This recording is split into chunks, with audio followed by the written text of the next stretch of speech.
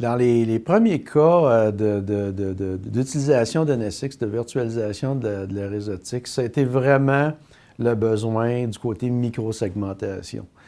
On a certains de nos clients là, qui nous ont demandé de dire on veut vraiment mettre des politiques de sécurité, faire de la microsegmentation pour certaines applications qu'on veut absolument sécuriser, qu'on veut absolument s'assurer que juste certaines personnes, les bonnes personnes, y aient accès.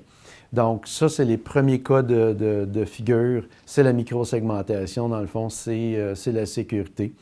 Probablement que les autres cas de figure qui viennent à l'esprit, c'est de permettre une connexion plus facile entre sites, étendre, dans le fond, de la réseautique entre deux sites physiques ou étendre la réseautique entre votre centre de données privé et un des fournisseurs de cloud public. Là. Ça, c'est un autre des cas de figure, des cas d'utilisation qu'on voit là, du côté NSX.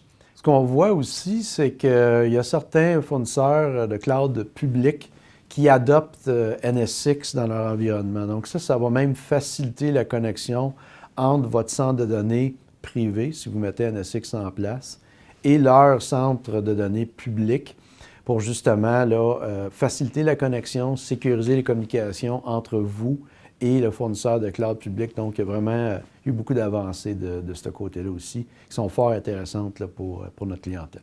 Finalement, il y a beaucoup de clients qui sont en mode réflexion en ce moment, qui sont sur le point, d'exemple, de passer à du 10 gig Ethernet. Puis avant de faire ça, ils veulent nous jaser, ils veulent nous parler pour voir du côté NSX qu'est-ce qu'on doit avoir comme équipement, qu'est-ce qu'on doit penser à avant de mettre NSX en place pour mieux l'utiliser puis mieux exploiter la virtualisation de la réseautique.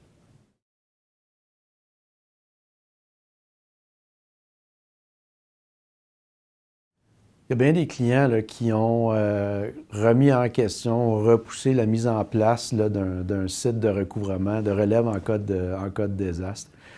La venue d'NSX, la virtualisation de la réseautique, ça peut nous aider à mettre en place ces plans de recouvrement-là. Ça facilite la connexion entre des sites, qu'ils soient proches ou éloignés. Ça nous permet d'étendre la réseautique entre les sites qu'on veut connecter ensemble pour notre stratégie de relève.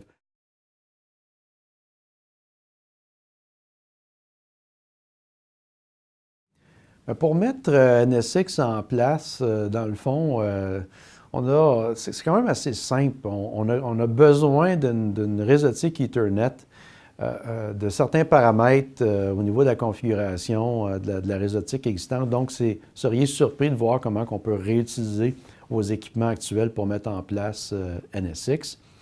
La bonne nouvelle, c'est que si vous êtes sur le point de faire un rafraîchissement de votre environnement, bien, on pourrait même vous aider à regarder, faire les bons choix au niveau matériel pour encore mieux supporter NSX. Mais fondamentalement, NSX a besoin d'une réseautique Ethernet, d'un VLAN, certains paramètres, puis on est capable de mettre NSX en place là, dans votre environnement sans problème.